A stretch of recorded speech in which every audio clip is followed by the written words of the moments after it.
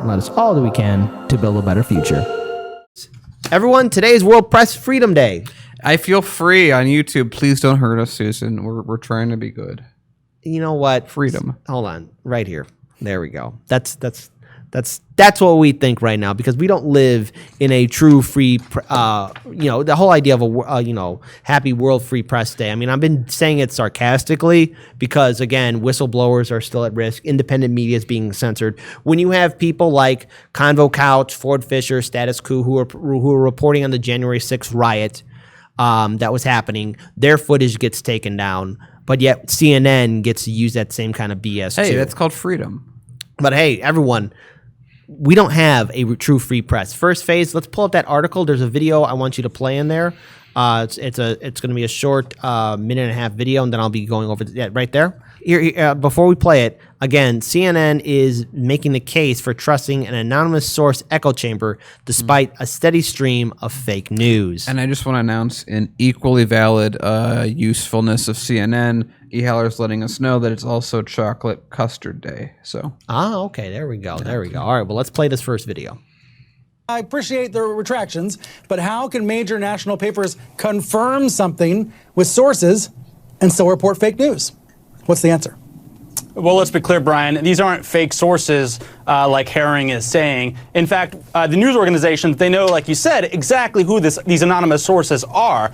When a reporter gets information from an anonymous source, they go to their editor, they look at this person, they vet them, they say, how does this person know the information that they're giving us? Are they a credible source? Do we have other sources who can confirm what they're saying? And if all those things check out, they might go forward and report the information like happened in this case. That said, the safeguards, there are human errors. We didn't do anything wrong. Work so much. So sometimes sources get something wrong, and the news organizations report the information, they hear back from the source, and they learn that the information wasn't correct. And in this case, that appears to be what has happened with all of these news organizations. The bottom line is there are safeguards in place. Unfortunately, human error is still at play, and news organizations sometimes do get burned like this.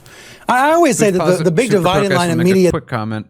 You mean you spread fake news that was not real, using a system of sources that didn't work out. Also, again, these fake stories, for example, Russiagate, war in Iraq, chemical bombing in Syria. Again, these are things that we need to address and talk about. Corporate media has a long, sad history of covering up fake stories or promoting fake stories, and it's downright disgusting. Let's play the rest of that video. These days is between outlets that try to get it right and outlets that don't give a damn. And obviously outlets of the Post do try. As you're saying, they have layers of oversight and ethics guidelines and corrections processes, and yet a bogus report of this magnitude allows bad faith actors to lump them in with like mydogsblog.com, and ends up tarring all of the media. Right, it's not even your dog's. Okay. That's not how this things is how work, it works. buddy. So it's either Gold Source, Best in the World, CNN, or mydogsblog.com, which is apparently a place where he goes to get sensational political news. I dread to think what that website is. That are somewhere in the middle that aren't giant billion-dollar corporations, but also try to get the news right and generally have a better track record than CNN at said news. Well, we don't exist according to Susan. Let's play the rest of that video. Blog.com. It's outlets like the New York Post. Let's look what the New York Post did. They had a big front page error this week, and online they didn't even issue a correction. They only put an editor's note and walked back the entire story. They're online today making a big deal on their front page about these Washington Post and New York Times and NBC News corrections. The bottom line is that these organizations, they were responsible when they learned that they made an error. They owned up to it. They issued corrections. And outlets like the New York Post and others in MAGA media, they often do everything they can to avoid issuing corrections, to own up to their mistakes. And sometimes it seems like they are intentionally, promoting falsehoods and moving on. Some of those folks in MAGA media. This is classic logical fallacy whataboutism. They're not saying, they barely even said that they made a mistake in rebroadcasting the story or these people that covered it. They're basically like, well, we try to get it right, and that's the difference. And these other guys, they don't try to get it right. So let's focus on them. Let's focus on these other people of lesser value, lesser funding, more tabloidy places, and just talk about how bad they are. So by comparison, this seems like a small issue, whereas you reported in a news cycle a bunch of stuff that had massive national security, foreign policy implications. As it turns out, it's amazing. As Jimmy Dore would always say, isn't it interesting how whenever there's a leak or a retraction or a fake story, it always is like pro-war somewhere, and it's never like, oh, we shouldn't go to war with these. It's always more war somewhere. So this small thing, this little oopsie, how many people's lives will be lost because of the momentum of that story? Let's play the rest of it, and then there's something I want to bring up that's within the article as well, just so that everyone understands the bigger context. They're basically saying, I'm sorry that you thought we got this wrong, is their overall take. Oliver, thank you. And by the way, I don't have a dog or a blog, but maybe I should have both. Okay, right here, buddy. CNN's fact checker Daniel Dale is back with me, along with columnist Nicole Hemmer. Let's stop it right there. Let's go ahead and get the camera on me real quick. Again, let's look at corporate media and where they get their sources from. It's usually from the political establishment, from the Pentagon, from the CIA, talking points for war. And so when they get things, when they start promoting these needs for regime change wars like coups in Venezuela or Bolivia or escalating conflict with Iran, they're getting it from the source, and that is so that they can have access to the politicians. That's what CNN, MSNBC, Fox News, they do that all the time. And the thing is, when they promote these fake news stories, they're still allowed to have that coveted YouTube position, whereas independent media that's doing real ground work, we're the ones that are censored. So I just want to, again, you can find that video in this link to this article here in RT America. I just want to just bring context here so everyone understands, because again, remember, I said CIA talking points because we're going to play a very interesting video that's going to tell you how things are going to play out these next couple of years and how the propaganda is going to be downright disgusting. So the Post last week removed an article from its website that said copies of a children's book written by Vice President Kamala Harris were being put in the welcome kits given to migrant children being held at a shelter in California. In an updated version, it issued its correction, saying it turned out there was only one known copy of the book at the shelter. Even then, the book shouldn't have been there. I mean, come on, heroes are everywhere. Also, but hold on, wait. Super quick. And again, what is, and I really mean to say it in this, I don't mean to belabor the point either, but what changes in the world fundamentally besides Kamala Harris getting money with the number of books that are in those bags? Yep. No one dies because of that story. However, again, the article continues on. It was the New York Post that broke the bombshell news last October, reporting the alleged influence peddling by then presidential candidate Joe Biden and his son Hunter after obtaining emails from a laptop that the younger Biden had allegedly left at a repair shop. At the time, with the presidential election just a couple of weeks away, CNN called the reports dubious and cited anonymous people saying that the U.S. authorities were investigating whether the Hunter Biden emails were part of a Russian disinformation campaign. Then Director of National Intelligence John Ratcliffe said that there was no connection between Hunter Biden's laptop and Russian disinformation, but only later did the likes of the New York Times and Washington Post admit that the evidence-free conspiracy claims were apparently false. Washington Post also had its fair share of falsehoods lately. In March, a newspaper corrected a January story accusing former President Donald Trump of pressuring a Georgia official to help overturn the election's result. The Post admitted that it had misquoted the official. In fact, it said that the claims Trump urged the official to find the fraud and that she would be a national hero if she did were completely false. Again, talking points. Corporate media is getting things wrong, but yet again, they want to have access, and the propaganda is going to be thick, especially when it comes down to promoting regime change wars, be it in Central South America or somewhere in the Middle East. If you don't believe me, check out this nice, delicious video of propaganda. Let's play that video of... And this was retweeted by Max Blumenthal, but let's play this video in its entirety.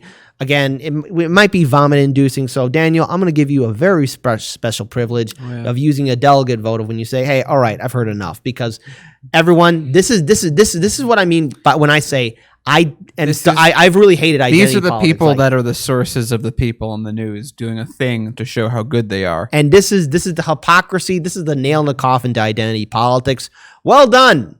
Now everyone can be a war criminal like a straight white male. But don't believe me? Let's play this video. When I was 17, I quoted Zora Neale Hurston's How It Feels to Be Colored Me in my college application essay. The line that spoke to me stated simply, I am not tragically colored. There is no sorrow dammed up in my soul nor lurking behind my eyes. I do not mind at all. At 17, I had no idea what life would bring, but Zora's sentiment articulated so beautifully how I felt as a daughter of immigrants then and now. Nothing about me was or is tragic. I am perfectly made. I can wax eloquent on complex legal issues in English while also belting Guayaquil de mis amores in Spanish. I can change a diaper with one hand and console a crying toddler with the other.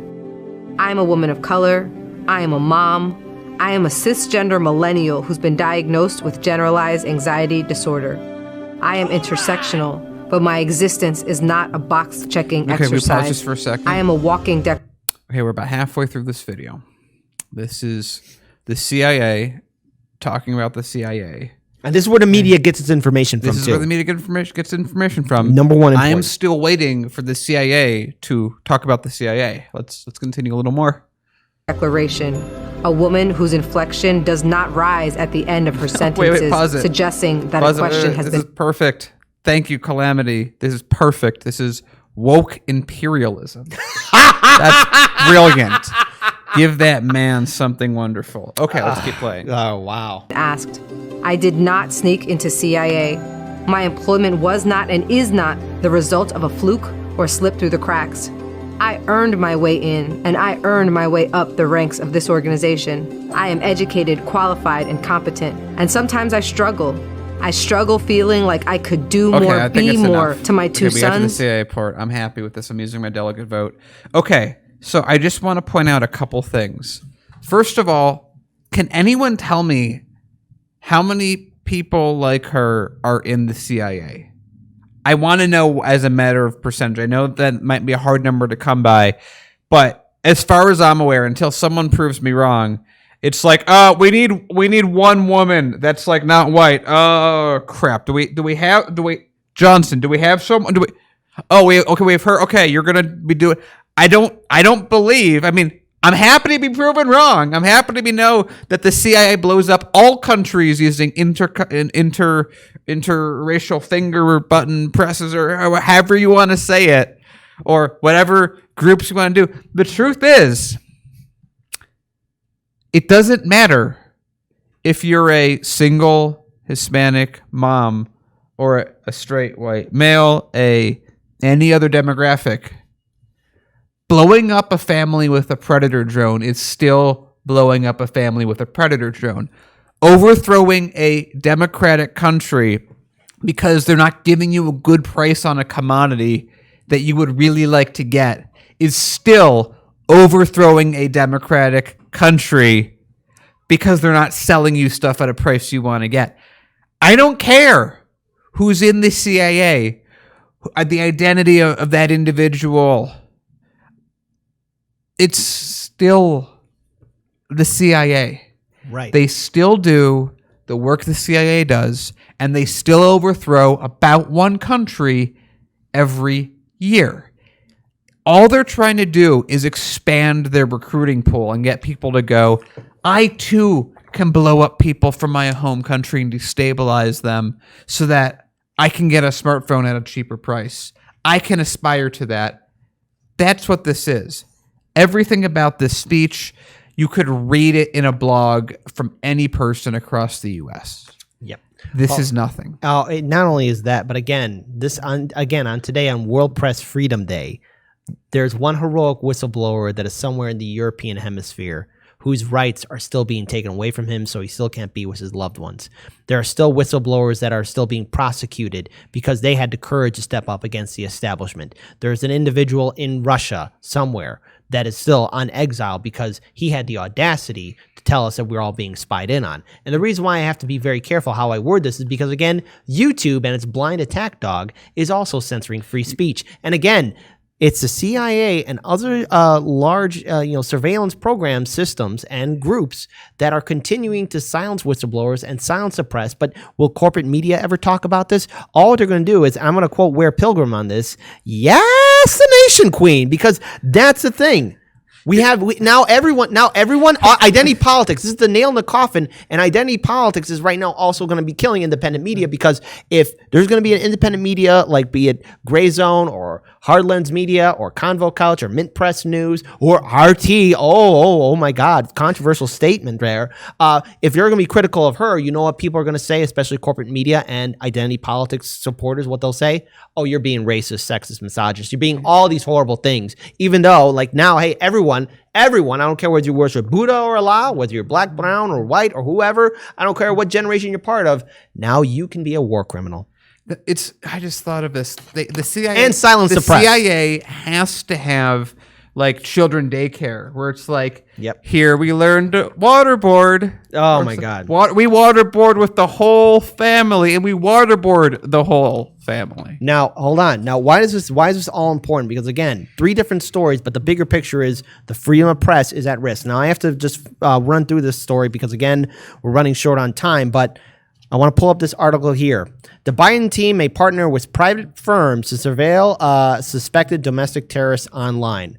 That's right. You should be a little worried about this. I mean, look, there are bad people out there, but I see this going after progressives, independents, and people that are against the establishment. Yeah. The Biden administration is considering using outside firms to track extremist chatter by Americans online in an effort that would expand the government's ability to gather intelligence, but could draw criticism over surveillance of U.S. citizens. Something that, again, we've had a whistleblower who's somewhere in the Asian hemisphere in exile because he had the audacity to speak truth to power and tell us that we're being spied in on. The Department of Homeland Security is limited in how it can monitor citizens online without justification and is banned from activities like assuming false identities to gain access to private messaging apps used by extremist groups such as the Proud Boys or Oath Keepers. Oh yeah, because we got to make people afraid of the Proud Boys and Oath Keepers. And I understand why people are afraid, but this is just a pathway that to group spying that on has, like all together has like the armaments of like a mid-city like police station. Those are the guys you got to worry about. Instead, federal authorities can only browse through unprotected information on social media sites like Twitter and Facebook and other open online platforms. Happy World Press Freedom Day, everyone. The plan being discussed inside the Department of Homeland Security, according to multiple sources, would in effect allow the department to circumvent those limits. Aha, so you're going to get spied in on. Progressives, independents, libertarians, third-party supporters, all those against the establishment or being critical of neoliberal policies, you're going to be spied in on again.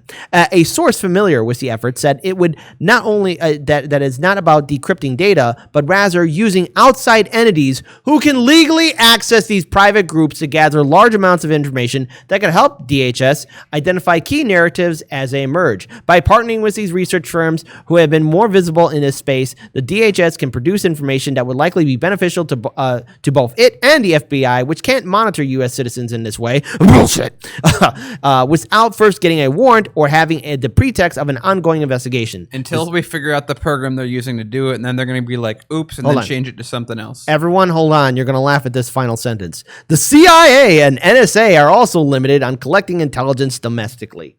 Dan, they're limited. Yeah. They're limited. So until they're not. Someone whistleblows, that's going to be a true statement because that's how truth works, right? Yep.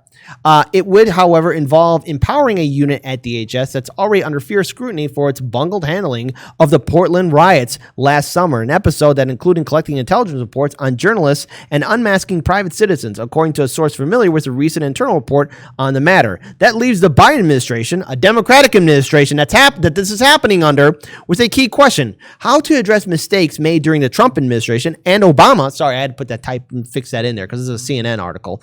How to address the mistakes during the Trump-Obama administrations, while also finding ways to respond to what critics say were blatant failures by U.S. intelligence agencies to act on warnings ahead of the January 6th attack on the U.S. Capitol.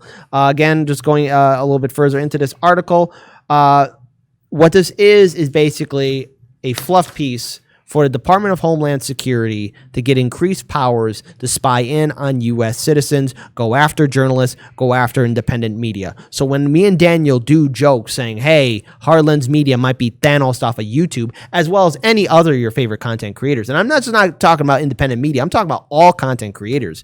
But even whether you're libertarian, green, or socialist, even if you don't watch independent media, a lot of people are going to start getting censored. A lot of people are going to be, going to be limited. And again, the narrative that we're going to see on social media is a corporate talking point, the corporate media political establishment talking point for neoliberal economic policies and domestic policies and international policies, all surrounded by neoliberalism. And the sad fact is, where does the corporate media like CNN, Fox News, MSNBC, Washington Post, New York Times, where they get it from? They get it from Washington, D.C. They get it from the Pentagon. They get it from the Senate. They get it from the House. They get it from all those judiciary committees or all these planning committees. That's where they get the talking points from in order to continue on with that narrative, in order to appease Wall Street, big banks, and the top 1%. This is a sad fact. That's why we play that woke CIA commercial, because again, when you're going to be critical of it, that means you're going to be critical of those people. And what does the political establishment want to do? They're going to use that as a shield by saying, oh, wow, look at independent media. They're being racist or sexist towards a woman or this guy or this group because, Look, they wore something not becoming on a show, and it's, Again, and this is why we need independent media. And thank goodness there are platforms like Odyssey and Rockfin, because eventually, that might be the only last place where independent media can speak. And for all those cheerleading censorship, know this. Corporate media will never cover the stories that need to be addressed. Corporate media will never hold the politicians accountable. Yeah, you might get one video here and there where, you see somebody on CNN or MSNBC actually, challenging a politician. But that's going to be a one-time fluke here and there. The real sad fact of the matter is, why are we saying Happy World Press Freedom Day when it doesn't exist, when whistleblowers are afraid to speak out, when corporate media is spewing talking points from the establishment, when independent media is being censored? It isn't World Press Freedom Day, but maybe one day we have to work hard to make it happen so we can break the monopoly of corporate media. And if that's controversial, if you're not upset by all the fake news that's been given to us by CNN and Fox and MSNBC, I don't know what else to tell you. But maybe just this once, I'll end this story on a high note. Happy World Press Freedom Day, I guess. Shh.